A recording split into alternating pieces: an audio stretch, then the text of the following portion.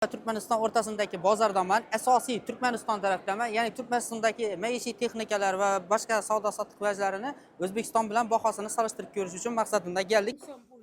50 mingdanmi? Qaysilar? Bu bani plantsadimi? 50 ming so'm. Sifati zo'r, ajoyib, dahshat. O'zbek so'mini ham savdo etar ekanlar, bemalol O'zbek so'mini ham berib, shunda savdo-sotiq qilsangiz oladi. Bani plantsalar dedi 200 ming so'mdan dedi shu yerda. Bilaverasizlar. Jinsilar. Men o'zim Elo brendni reklama etib yuribman. O'sha Elo brendni ishlar 80 ming so'm, 75 ming so'm edi. Bu yerda qani ko'ramiz bahosini. Jins chal bo'ladi. Alloh. Shunda bu yerda 90 ming so'm, 95 ming so'm, Hazaras bozori bilan bir-ku. Sifati, nasi, boshqasi, bo'lacha so'mdan. 470 ming so'm gete. Hazaras bozorida arzon bu. Necha so'm? 477. So'mda qimmat, rasmiy qimmat. Manka asosiy. Necha so'm ekan buni shunda 50 ming so'm bo'ldi. Bir donasimi yo bir pachkasimi? Donasi 50 ming so'm. Sifati yaxshi. 50 ming so'm. Mankal kiygan bo'ladimi biz? 150 ming so'm, 200 ming so'm, lekin mixi yo'q. Mahsuloti, o'zingiz mahsuloti. Turkmaniston mahsuloti. Turkmaniston dashi o'zida chiqadi. Ko'rganingizdek, sifati, ishlab chiqarishlar, assortiment juda ko'p. Shu yerda. Jenskilar esa finishini 200 ming so'm dedi. 200 ming so'm olgan bo'larmi deyishim. Bu yerda necha? 150 ming so'm shu mahsulot. 150 ming so'm bahasi. Yo'q, tovaribka. Sumkalar solishtirib ko'rsam, Turkmaniston sumkalari. Bular bahosi yozilmagan. O'zi. Endi shu suvimiz 5 ming so'm ekan, bahosi. Endi bo'lsa 10 ming so'mdan ekan.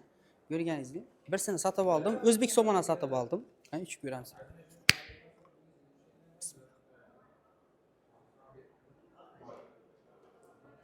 O'zimiz kompot beklanadi-ku. Nega? Banka beklanadi-ku, o'shan ta'minni berib tutdim. Sifat yaxshi bo'lsa. Faqat shu firmani mahsulotini ololadi ekansiz bu yerda. Bir firmani o'zi ochib ketdi ekan ellar. O'zbek bedan 60 kilogacha bo'lgan yukni ochib ketib biladi ekansiz. Shunaqa olib qo'llashtirib kelasiz. Chegarada o'tish, girish umuman qiyin. Probka bo'lib o'tdi, bir soat ichida zo'rg'a girdim. Bu pechena do'koni ekan, ya'ni pechenalar har xil vajda barad ekan. Bular 9 ming so'm, shokoladlar, chista original. Turlari ko'p, assortimentlar narlar ko'p. Ko'kris o'zlarimiz bular 4 ming so'm. Yosh bolalarimiz uchun Nestle, ya'ni go'daklarimiz uchun har xil Nestle mahsulotlari bor ekan. Senada 14 ming so'm O'zbek so'mini. Assortimentlar narlar ko'p ekan. 92 ming so'm, bahasi 138 ming so'm ekan shuni. Vitaminlar.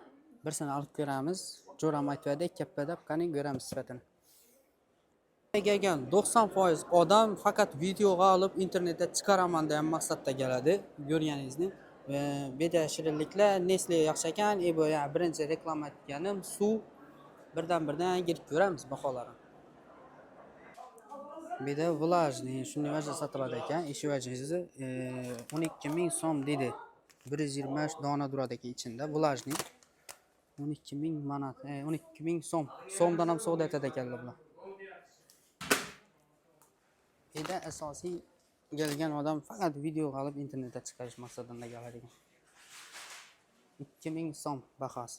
Bahasi 2000 so'm ishini. Men Pompini reklama etgan vaqtim Pompida bor edi shunday mahsulotlar, kirush mahsulotlarining baholari bor. Bahasi yozilmagan. Ko'p narsani bahosini yozmay qo'yib qo'ydilar, ya'ni ijtimoiy tarmoqqa chiqarmaslik uchun, ya'ni blogerlar kelib tolqa ijtimoiy tarmoqqa chiqarib turgan. Baho keskin ko'tarilib turibdi. Qara paket zo'r ekan. Men ko'rmayapman Hazarasda shunchalik paket. Yo ishlatmayapman. Bahosi 13 ming so'm ekan. Kirush mahsulotlari va paketlar. Assortiment dim ko'p.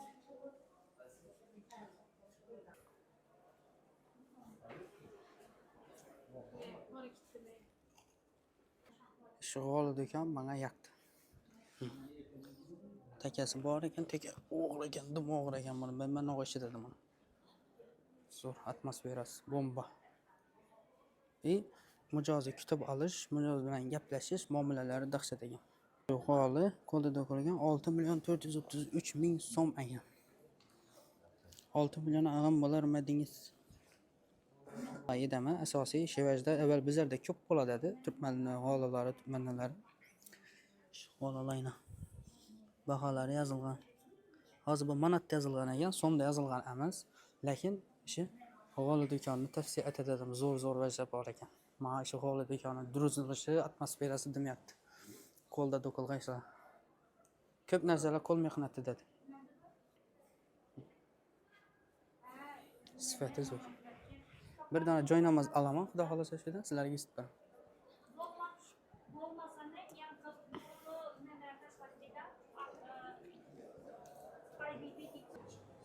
Bir de tuyakush, ya'ni tuyakushdan bo'lgan go'shtlar. Ishining bahosi 125 ming so'm ekan. Bir dona oyog'ini o'zi. Bir de berak, tuxum berak. Keyin bulardan bor. Bahosi. Buni kilosi, bahosi nereye yozilgan ekan bu? Bahosi. Yeyib ko'rish kerak. Bundan birini olib ko'ramizdan bahosini aytamiz, sifatini. Ne oldu sen? Kürke. Ha, ana Karaoğlu. Hakkılda bir de o narsa. Ördek. 120 ming so'm ekan kilosi. Bular bor ekan. Malar kilosi bahosi 30 ming so'm ekan. Ko'rganingizdek, assortiment ko'p. Magazinlar ilik, ochmay ko'p qo'yibdi. 80% ochiq. Ko'ramiz hozir. Nola bor, nola yo'q. Ichki mahsulotlar bor ekan. Bu yerdagi bahosi 15 89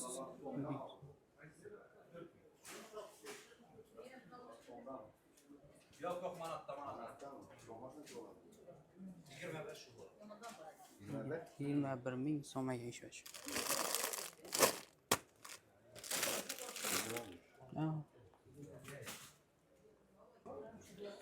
Shirinliklar, nalar, assortimentlar, edishini 69 banat ishi durish. Manati ko'ramiz ichasan bo'lgan. Shevajlar ichmaklar 500 ming so'm ekan. Bo'rini derisidan bo'lgan ekan. Bu yerdagi hamma narsa berak keltirib va tarqatish mumkin emas ekan. Evidan vaj olib ketish mumkin ekan. Ya'ni davlatniki ekan hammasi. Shevajimiz bahosi 120 ming so'm. Pul sakpadan oddiy narsa 120 ming so'm.